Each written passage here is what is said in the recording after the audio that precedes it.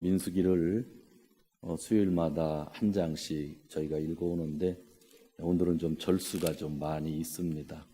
중요한 내용들만 살펴보기를 원합니다. 우리가 어떻게 하면 천국에 가죠? 보통 답은 예수님 믿으면 천국에 간다 그러잖아요. 틀린 말 아니죠? 예수님 믿으면 천국 간다. 그러면 어떻게 하면 지옥에 갈까요? 예수님을 안 믿으면 지옥에 간다. 그래서 예수님을 믿으면 천국 가고 믿지 않으면 지옥에 간다. 100% 정답입니다.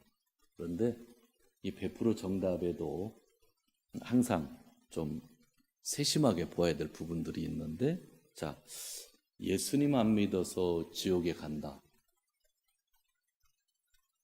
근데 예수님을 믿는다고 하면서도 가늠할 수 있죠. 그죠? 예수님을 믿는다 하면서도 또 우상숭배할 수도 있겠죠. 구약 성경에 보면 요즘 우리가 계속 열왕기상을 보는데 하나님을 믿는 사람들이죠. 다 하나님 믿는 사람들이에요. 그런데 그 하나님 믿는 사람들이 삶을 잘못 산 거죠.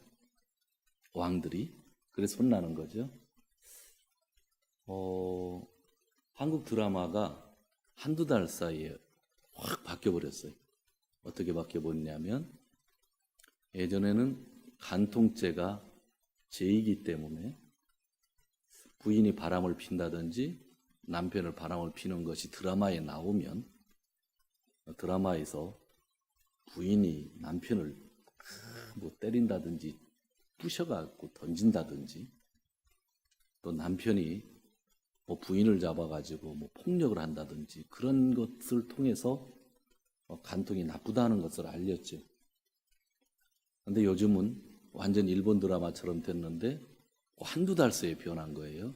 간통이 이제 법적으로 제재를 안 받게 됐으니까 드라마에서 이 간통하는 부부들이 나오는데 이제는 절대로 싸우지 않아요. 절대로 폭력도 하지 않고 여자가 남편에게 물을 뿌리지도 않고 병을 깨지도 않고 그냥 어떤 남자가 바람을 피면 자기 바람 피는 여자를 데리고 집에 와서 자기 부인에게 헤어져 달라고 얘기하고 그럼 부인은 그거에 대해서 고민을 하고 하는 드라마들을 지금은 만들어내요. 그러니까 화가 나도 드라마에서조차도 화풀이를 하지 못하는, 왜? 법이 그러니까 아주 당당하게. 그래서 한국은 이 드라마가, 한국은 이 매스컴이 한국 사회를 아주 나쁘게 만들어 놨다고 저는 계속 보고 있는데 점점 이렇게 변하는 거죠. 그래서 내가 비록 결혼관계에 있다 할지라도 내 남편이 딴 여자 사랑하는데 시기 질투하면 안 된다는 식으로 드라마를 그려내고 있죠. 예수님 안 믿어서 지옥에 가는 게 아니라 예수님 말씀대로 하면 간통해서 지옥에 가는 겁니다. 그죠? 예수님 안 믿어서 지옥에 가는 게 아니라 도둑질해서 지옥에 가는 겁니다. 교회가 회개하지 않은 사람이 가겠죠, 물론. 그냥 단순히 지금까지 우리 교회의 메시지는 예수님 믿으면 구원받는다, 예수님 믿지 않으면 지옥 간다라고 하는 공식으로 교회에서 메시지를 많이 이야기했죠. 앞으로는 교회가 성경에서 이야기한 것처럼 예수님이 아주 구체적으로 얘기한 것처럼 그런 부분들, 하나님을 믿는다고 하면서도 예수를 믿는다고 하면서도 그 삶이 따르지 않는 부분들에 대해서 정확하게 메시지를 주고 살아야 한다고 하는 것. 그리고 이 설교를 통해서 사람이 변하기는 사실 힘들어요. 사람들이 설교를 좋아해요. 하지만 설교는 사람의 마음 문을 열어놓는 거예요. 그래서 설교를 통해서, 부흥회를 통해서 2박 3일 운 사람들이 일주일 후에 변화된 모습으로 오지 않아요. 여러분들, 제가 수십 년 교회에서 교회 일을 해왔지만 아무리 훌륭한 부흥 강사를 데려다 놓고 부흥회를 하지만 은혜 받았다고 펄쩍펄쩍 뛰지만 다음 주에는 똑같은 모습으로 와서 욕하고 똑같은 모습으로 와서 사기치고 도둑질하고 그런 삶을 살아요. 그래서 저희들 목사들이 설교에 목숨을 걸고 저도 설교에 목숨을 걸고 뭐 10시간, 20시간 준비를 하지만 그러나 결국 설교를 통해서 사람들에게 감동 줄 수 있지만 사람이 변해든다고 하는 것은 잘 되지 않아요. 그게 늘 목사로서 고민이에요. 그런데 결국 변화한다고 하는 것은 그 말씀을 가지고 내가 순종할 때 변화하는 것 같아요. 그거밖에 없는 것 같아요. 설교는 내 마음을 열어주는 거예요. 열어주었을 때에 감동을 받았을 때 그 말씀이 찔리면 그 말씀이 은혜게 되면 그거를 순종하는 거고 그것을 지키는 거죠. 그죠? 그러니까 말씀이라고 하는 거는요, 능력인데 어디까지가 가야 능력이 되냐면 그 말씀을 내가 지킬 때에 그것이 능력이 오는 것이고 그것이 변화되는 것이고 그래서 성경에서 이야기하는 것 늘 믿음에는 뭐가 따라온다고 그랬어요? 순종이 따라온다고 했다고 하는 그런 이야기를 하고 있는 거죠. 그래서 목사처럼 그렇게 설교를 많이 한 사람이 어디 있겠어요? 그러면서 목사처럼 또 죄를 많이 짓는 사람들이 어디 있겠어요? 결국 목사가 죄를 많이 짓는다고 하는 것은 그 말씀을 전해놓고 하나하나 자기가 점검하고 순종들을 잘 하지 않기 때문에 오는 그런 부분들이 아닌가라고 하는 생각들을 합니다. 그래서 하나님을 모르기 때문에 지옥에 가는 것이 아니라 하나님의 말씀을 우리가 순종하지 않기 때문에 변화되지 않고 그러기 때문에 우리가 좋지 않은 세계로도 갈 수 있다고 하는 것을 보여주죠. 이 민수기는 우리들의 삶을 보여줍니다. 아주 100% 우리들의 삶을 보여줘요. 40년의 광야 생활의 글이 이 민수기에 다 나와 있는데 전부 보여줘요. 교회의 조직에 대한 것, 질서에 대한 것, 하나님을 믿는 부분에 대한 것, 하나님 주신 비전에 대한 것, 그 모든 일들 전부 민수기에서 보여주는데 오늘 이 16장도 우리들의 모습을 보여주고 있어요. 여기 있는 목사와 여러분들의 모습을 보여주고 있는 거죠. 그래서 이 말씀을 통해서 오늘 우리가 조금이라도 깨닫는 것이 있으면 저도 그렇고 여러분도 그렇고 순종할 수 있는, 지킬 수 있는 그러한 부분들이 중요합니다. 자, 무슨 일이 있었는가? 그것은 1절에서 3절 사이에 나오고 있습니다. 일단 사건이 하나 터져요. 사건이 하나 터지는데 이스라엘의 아들 고라가 반기를 들었대요. 고라가 반기를 들었대요. 근데 고라가 누군가 써 있는데 고앗의 손자이고 레이스의 증손이에요. 그러니까 그는 레이 사람의 레이 지파의 지도자였다는 거예요. 그 고라. 그런데 거기에 합세한 사람들이 있어요. 그게 누구냐면 엘리압의 아들 다단 아비람, 르번의 손자 누구라고 했어요? 온. 벨렛의 아들 온. 그러니까 다단 아비람 온이 합세를 했는데 이 사람들은 르벤 지파 사람들이에요. 르벤. 여기서 이제 우리가 한 가지 생각을 하면 돼요. 르벤은 12지파 중에 제일 장자의 집이죠. 그런데 우리가 성경을 읽어보다 보면 항상 이 민수기에서 하나님이 진을 만들 때에 르벤 지파가 앞장섰어요? 유다 지파가 앞장섰어요? 유다 지파가 앞장섰어요. 거기서 르벤 지파의 자손들은 좀 속상한 것들이 있었을 것 같아요. 그죠? 그리고 자, 레이 지파가 있는데 레이 지파는 주님의 성전에서 열심히 일을 하는데 레이 지파 중에서도 아론의 가족만 뭐가 됐어요? 제사장이 된 거예요. 아론은 대제사장, 아론의 자녀들이 제사장 됐죠. 그러니까 똑같은 레이 지파인데 제사장이 되는 건 아론의 가족뿐이었다고 하는 거죠. 자, 이 두 가지를 이제 우리가 한번 기억하는 거예요. 자, 2절 모세를 거역하여 일어나는 이스라엘 자손 가운데 250명이 또 합세했는데 이들은 회중의 대표였다. 그러니까 또 거기뿐만 아니에요.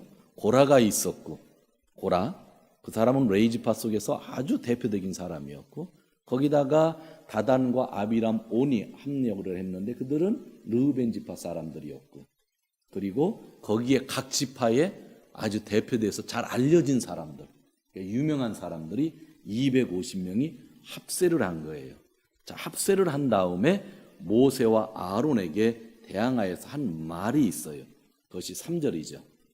뭐라겠냐면 모세와 아론이요 당신들은 분에 넘치는 일을 하고 있어.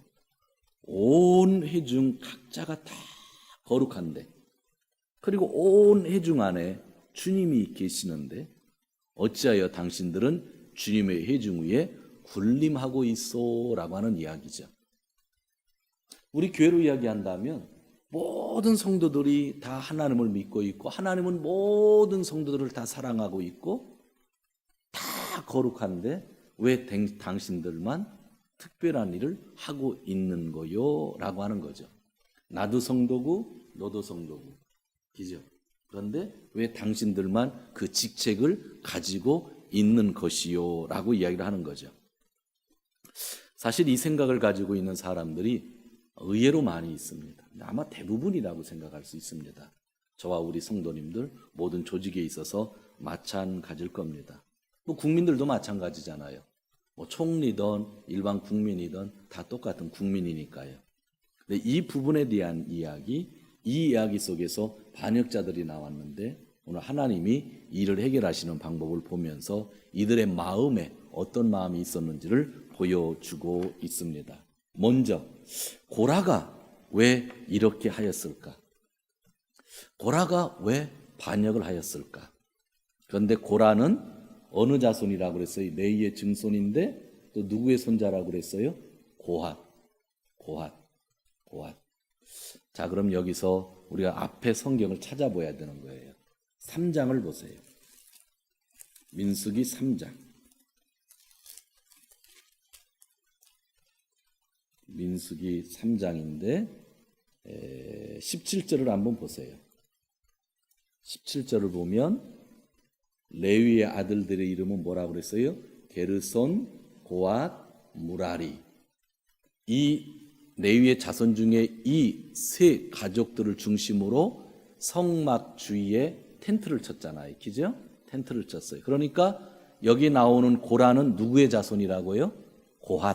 고핫의 자손이에요. 그러면 이들이 어떤 일을 했는가? 30절을 보세요. 30절.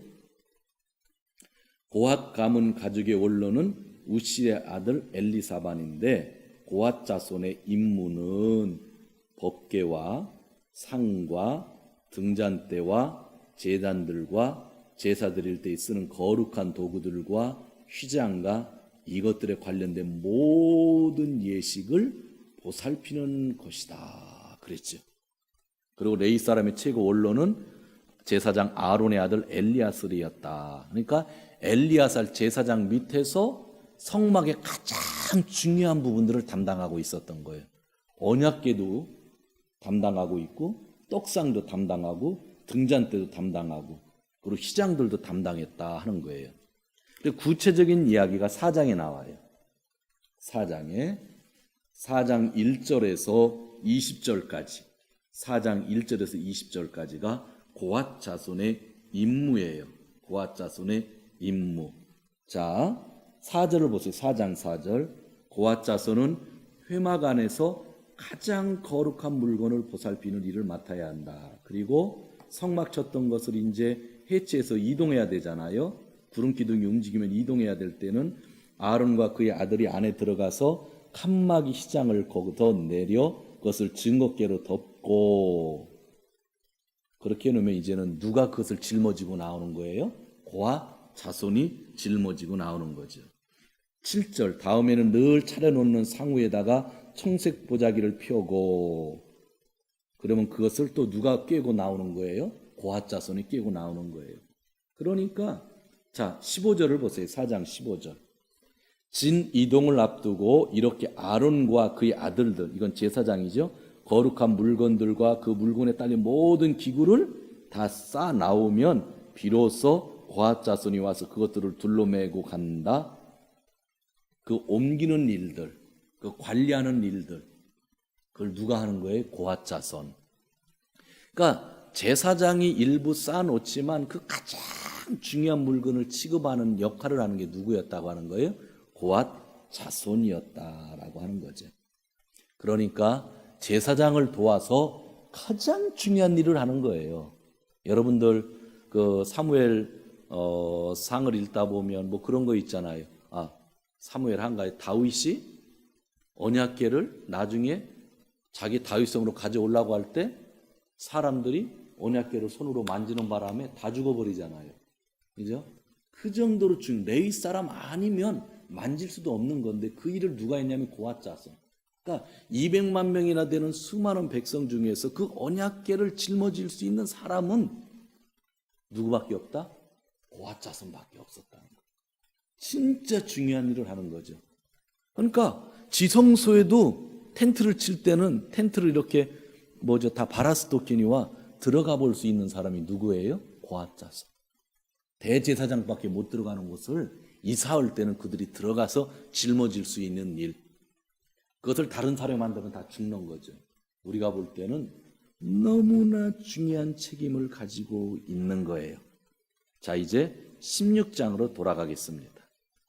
오늘 말씀 16장으로 돌아가죠. 16장 8절을 보십시오. 16장 8절, 모세가 고라에게 말했다.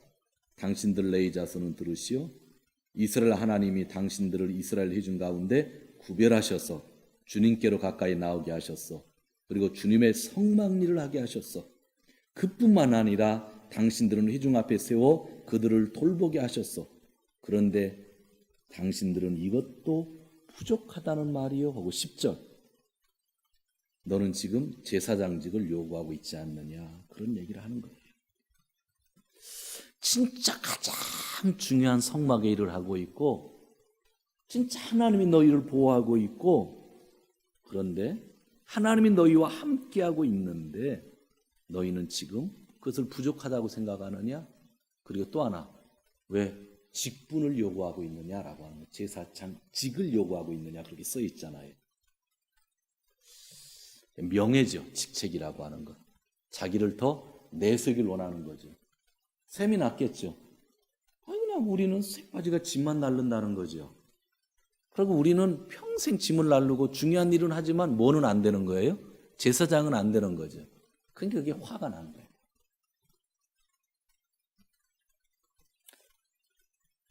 고라보다 능력 없는 사람이 제사장이 되는 경우가 있을지도 모르겠어요.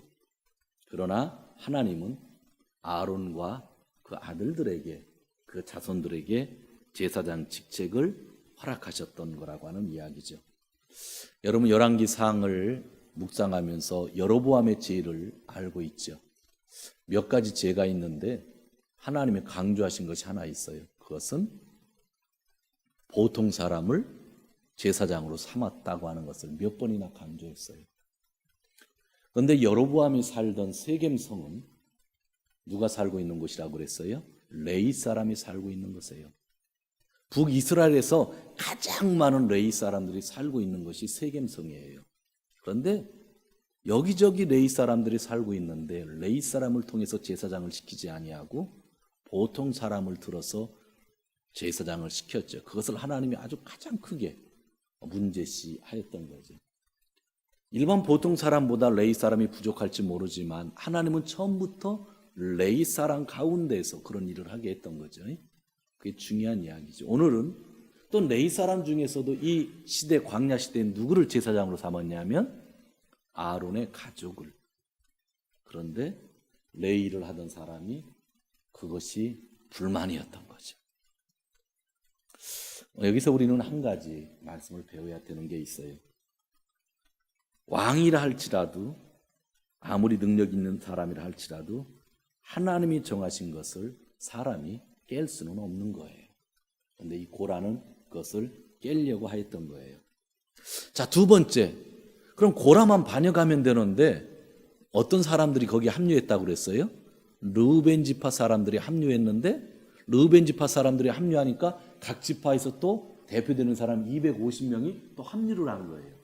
자, 르우벤 지파는 무엇 때문에 합류했을까? 왜 고라에게 동조했을까? 여러분, 무슨 일이 있을 때는요, 한 가지 불만을 가지고 일이 터지는 게 아니라 다른 불만을 가지고 여기다 합세를 하게 되는 거죠. 그게 세상 일이거든요. 그런데 놀라운 것은 똑같이 우리에게 하나님이 보여주셔요. 12절을 보시기 바랍니다. 12절. 모세는 또 사람을 시켜 엘리압의 아들 다단과 아비람을 불렀다. 그러나 그들은 이렇게 말했다. 모세가 화가 나가지고, 야, 너희는 왜 고라가 반역하는데 레위 사람도 아닌 것이 왜 합류하느냐 하고 이제 화를 낸 거예요. 모세가 부른 거예요. 그랬더니 되레 다단과 아비라가 말을 하기 시작하는 거예요. 뭐라고 말을 하냐면 우리는 가지 않겠소. 이거 고라 얘기랑 좀 틀려. 고라는 왜 우리 제사장 안 시켜주냐. 그러고 직책을 요구했는데 그러면 그 직책을 요구했던 고라에 찬성했던 사람이면 그런 얘기를 해야 될 거 아니에요. 엘리압, 여기에 있는 그 엘리압의 아들인데 여기가 그 르우벤 지파 사람이라고 그랬잖아요. 그럼 뭐를 얘기해야 되는 거예요? 왜 그 레위 지파 사람 그 고라가 열심히 일하는데 고핫 자손도 좀 돌아가면서 제사장 하지. 왜 니네 아들들만 저 제사장 하느냐 하고 그런 식으로 합류하면 되잖아. 그런데 그 얘기는 하지 않고 자기들의 불만을 얘기하는 거예요. 뭐라고 얘기했냐면 우리는 가지 않겠소. 아무 상관없는 얘기를 하는 거예요. 지금 우리는 가지 않겠소. 그런데 뭐라고 그래요? 우리를 적과 꿀이 흐르는 땅에서 이끌어내어 이 광야에서 죽이는 것으로 부족하단 말이요. 이제 당신 우리 위해서 군주처럼 왕처럼 군림하는 거예요. 당신은 우리를 적과 꿀이 흐르는 땅으로 인도하지 못했어. 우리는 눈을 뺄 작정이요. 우린 못 가오. 처음 얘기할 때 난 못 가. 혹은 마지막에도 나는 못 가. 그런 얘기를 하는 거예요. 이건 뭐냐면은요. 하나님이 주신 비전을 나는 싫다고 하는 거예요. 하나님 주신 비전이 싫다는 거예요. 이게 불평이 주어지면 꼭 이런 모습이 또 동조해서 온다고 하는 것을 보여주고 있는 거잖아요. 아무 상관없는데 나는 못 가 하는 거죠. 자, 여기서 우리는 잘 살펴봐야 돼요. 그런데 놀라운 거는요, 이 13절인데요. 자, 우리가 적과 꿀이 흐르는 땅에서 이끌어내어 그랬죠. 적과 꿀이 흐르는 땅이라는 거는 하나님이요 성경에서요 어느 땅만 이 표현을 하신지 아세요? 가나안 땅만. 가나안 땅만 이 표현을 했어요. 근데 놀랍게도 이 배반했던 사람들이 이 표현을 쓰는데 가나안 땅이 아닌 땅을 이 표현을 쓰고 있어요. 이건 어디에 대한 표현이에요? 애굽, 이집트. 적과 꿀이 흐르는 땅은 무조건 가나안 땅이에요, 성경에서. 그런데 이 신앙 없는 사람이, 이 비전을 따르지 않는 사람이 이 표현을 어느 땅에다 썼냐면 이집트 땅에다 쓴 거예요. 그러니까 이런 얘기예요. 우리를 적과 꿀이 흐르는 이집트 땅에서 이끌어내어 이 광야에서 죽이는 것으로 부족하단 말입니까? 하는 거죠. 노예로 살던 땅을, 그죠? 자유가 없던 땅을, 고통받았던 땅을 살려달라고 그렇게 하나님께 외치면서까지 자기들이 구원받았는데 그 이전의 땅을 적과 꿀이 있는 땅이라는 거예요. 옛날에 이런 표현 쓴 적 없어요, 성경에. 그죠? 그런데 이 광야에서 살다 보니까 잠시 비전을 향하여 비전의 땅을 가기 위하여 광야를 통과하다 보니까 그게 싫어서 옛날 노예의 땅을 적과 꿀이 흐른 땅이라고 이야기를 하는 거죠. 이게 저 인간들의 마음이죠. 그리고 나서 너 왜 왕처럼 군림하느냐 그런 얘기하고 14절에 당신은 우리를 적과 꿀이 흐른 땅으로 인도하지 못했다는 거죠. 지금 광야에서 고생하는 것을 누구 책임으로 지우고 있어요? 모세. 그런데 13장, 14장에서 봤지만 그건 모세 책임이에요? 자기들 책임이에요? 자기들 책임이지. 가자고 그랬더니 자기들이 안 간 거예요. 그렇죠? 가나안 땅을 들어가자고 그랬더니 자기들이 안 간 거예요. 열정 땅꾼의 얘기를 듣고 땅을 치고 눈물을 흘리면서 원망했어. 그래서 지금 그 뒤로 광야 생활을 하고 있는 거예요. 그런데 그 책임을 누구에게 지우고 있는 거예요? 모세에게. 자기들이 잘못해놓고 모세가 지도자 역할을 잘못했다고 하면서 모세를 원망하죠. 그리고 당신은 우리의 군주처럼 일하면서 그 땅을 유산으로 아직 주지도 못했잖아. 당신들은 우리들의 눈을 뺄 작정인가? 하면서 이제 우리는 더 이상 못 가겠다 그러는 거죠. 여러분 오늘 얘기는 두 가지가 나오는데 이것을 우리가 통합할 수 있는 지혜만 있다면 우리가 잘 생각해 보면 좋겠어요. 원래는 고라가 주동자예요. 고라는 하나님의 전에서 열심히 일하던 레위지파 사람이고 가장 중요한 성물들을 다루는 사람이었어요. 그런데 거기다가 향을 갖다가 분향을 하는 것이든지 그건 누구만 할 수 있는 거예요? 제사장. 자기들은 거기 가서 쉬운 말로 청소는 할 수 있을지 몰라. 쌓아놓은 거를 메고 다니는 고생은 늘 해. 광야 오면서 얼마나 많이 이사를 했겠어요. 지난번에 성경 봤지만 어느 때는 몇 달 머물러 있지만 어느 때는 뭐였죠? 저녁에 머물렀다 아침에 떠나는 적도 있었잖아. 얼마나 힘들겠어. 그런데 자기들이 고생하는데 분양을 할 수 있는 그런 직책이 주어지지 않는 거란 말이죠. 그건 누구만 하는 거예요? 제사장만. 그래서 그렇게 불만을 했는데 거기에 동조한 사람이 모세요 좀 레이지파 번갈아 가며 합시다 하면 좋을 텐데 그 사람들 그런 얘기하지 않고 딴 얘기를 하는 거예요. 자기들이 광야에서 살고 있는데 너무 힘들어 죽겠는 거죠. 비전의 땅이 있다고 해서 나왔는데 그것이 이루어지지 않은 거죠. 근데 사실은 자기들의 믿음 때문에 안 된 건데 모세를 아주 공격을 하고 있었다고 하는 그런 이야기를 하고 있는 거죠. 어떤 의미로 보면 이렇게 잘못을 하고 세상에서도 그러잖아요. 세상에 진짜 나쁜 짓 많이 하는 사람이 죄송하지만 일본에 같으면 야쿠자라고 한번 생각해 보세요. 그런데 야쿠자라는 사람들이 우리보다 더 불평불만이 많아요. 그러잖아요. 엊그제도 한국에서 무슨 세월호 사건 때문에 좀 데모를 했는데 가족들 속에 전문 데모꾼이 끼어가지고 막 경찰차 막 때려 부수게 했던 사람들이 있더래요. 잡아다 놓고 보니까 세월호 사건이랑 아무 상관없는 그 전문적인 데모꾼이라는 거죠. 막 부시고 하고. 그런데 그런 사람들이 뭐가 더 많아요? 더 불평이 많다고 하는 거죠. 여기도 보면 자기들은 반성하고 보내야 될 사람들이 자기들 때문에 지금 비전이 엉망이 되어지고 광야에서 지금 다시 훈련을 받고 있는데 그것을 모세를 탓하고 있었다고 하는 것. 이 두 가지 그룹이 합류가 됐죠.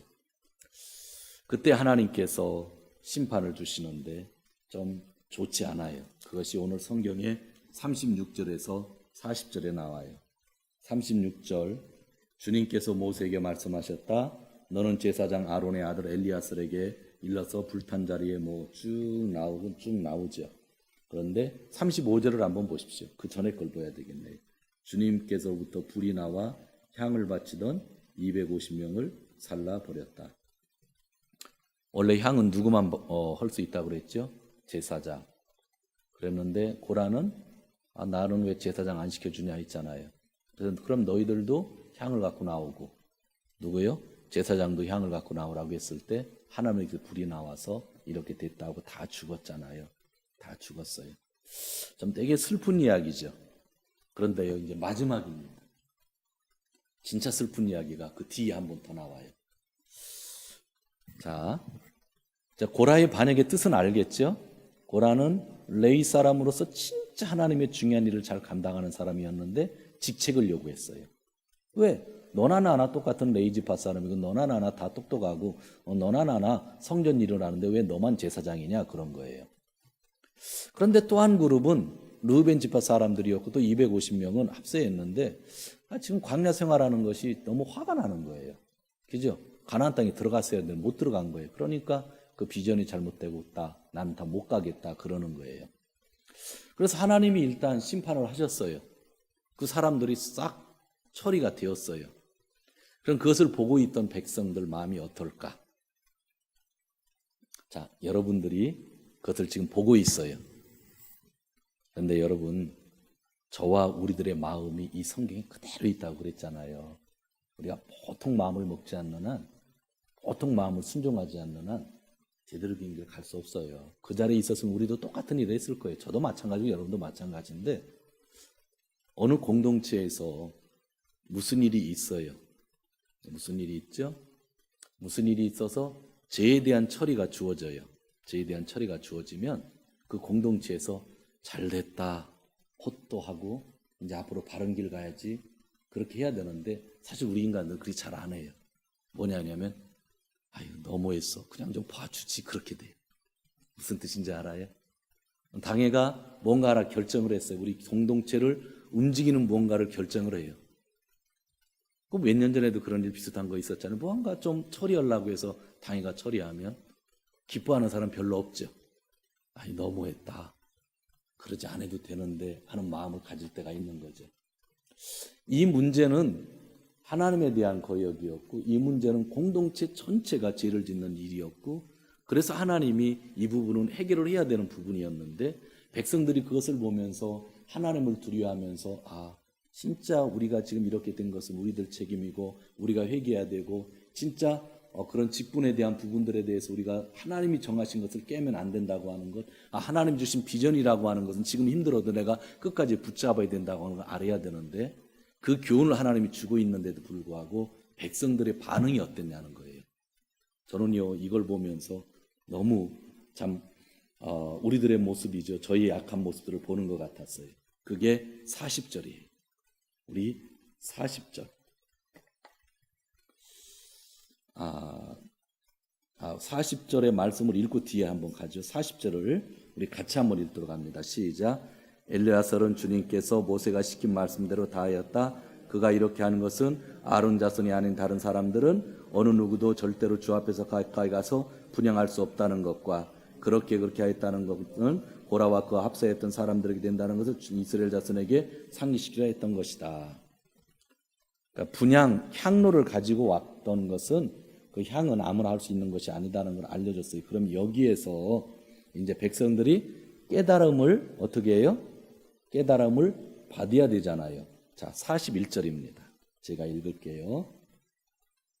이튿날 이렇게 하나님이 교훈을 주셨는데 이스라엘 자손의 온 회중이 모세와 아론에게 항거하면서 말했다. 당신들이 주님의 백성을 죽였어. 온 회중이 모세와 아론을 규탄할 때에 모세와 아론이 회막 쪽을 바라보니 회막에서 갑자기 구름이 덮이고 주님의 영광이 나타났다. 제가 이 얘기를 하려고 했던 거예요. 이 뒷부분이 여러분들이 지금까지 머리에 안 남았던 거예요. 앞에 두 가지 이야기는 신앙생활 오래 했던 사람은 다 알아요. 고라의 반역도 알고, 그죠? 옆에서 합력했던 사람들의 이야기도 대충 알아요. 그런데 아마 첫 번째 고라의 반역을 제일 많이 알 거예요. 그리고 르우벤 지파 사람들이 나는 안 가겠어 했던 이야기는 별로 기억 못 할 거예요. 하는 사람이 있고 안 할 사람이 있고. 근데 이제 세 번째 장면, 이 세 번째 장면은 잘 기억을 못 해요. 이 세 번째 장면이 뭐냐면 이미 다 하나님이 항로를 통해 가지고 메시지를 다 주었어요. 너희들 정신 차려라 했는데 그 다음 날 온 백성이 데모를 하는 거예요. 모세와 아론에게 좀 해도 너무했다. 그렇다고 고라를 죽이냐? 그렇다고 250명을 죽이냐? 그의 가족을 죽이냐? 그런 이야기를 하는 거예요. 그런 이야기를. 그때 하나님이 44절 주님께서 모세에게 말씀하셨다. 너희 두 사람은 이 회중에게서 떠나라. 그들을 내가 순식간에 없애버리겠다. 그랬죠. 그러니까 모세와 아론 진짜 훌륭한 사람이죠. 또 하나님께 또 속죄제사를 드리기 시작하는 거예요. 다 죽으면 안 돼. 진짜 모세 훌륭하죠. 계속 백성들과 바로 회개 제사를 드리기 시작하죠. 그래서 47절 마지막에 아론이 백성에게 속죄의 예식을 베풀었다. 이건 너무 훌륭하죠. 그러나 그럼에도 불구하고 그날 연병으로 몇 명이 죽었냐면 49절 14,700명이 죽었다. 그런데 고라의 일로 죽은 사람 250명 그 이상 가족 빼고 라고 하는 이야기죠. 그리고 오늘 말씀이 끝나는 거예요. 오늘은 좋지 않은 이야기인지 모르지만 늘 읽어오는 성경을 우리가 정리하려고 합니다. 첫 번째, 고핫 자손이 요구한 것이 무엇인가? 그것은 직책이고 명예였다.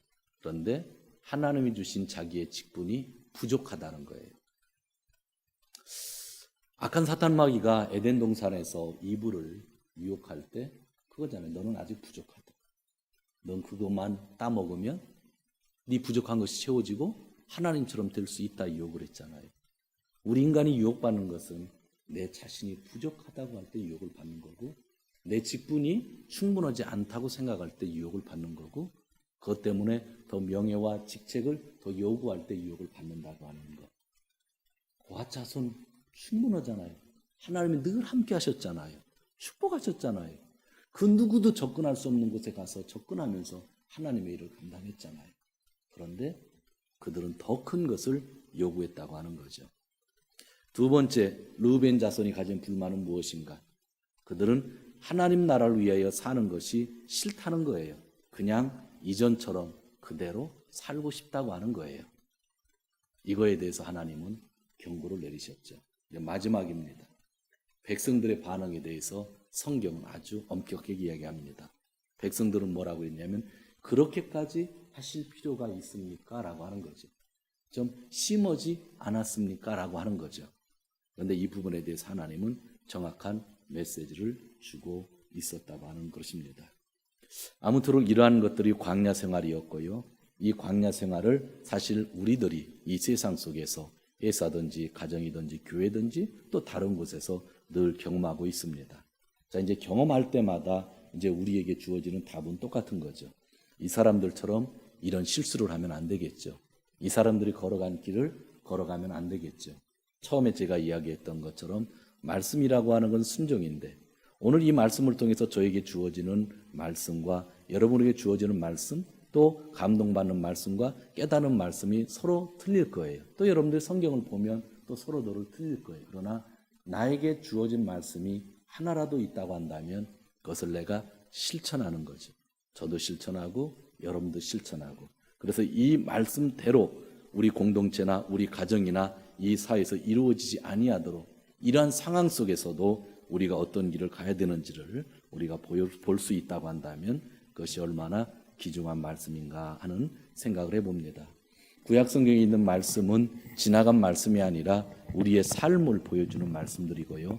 이러한 삶 속에서 우리가 어떻게 살아야 되는지를 보여주는 말씀들입니다.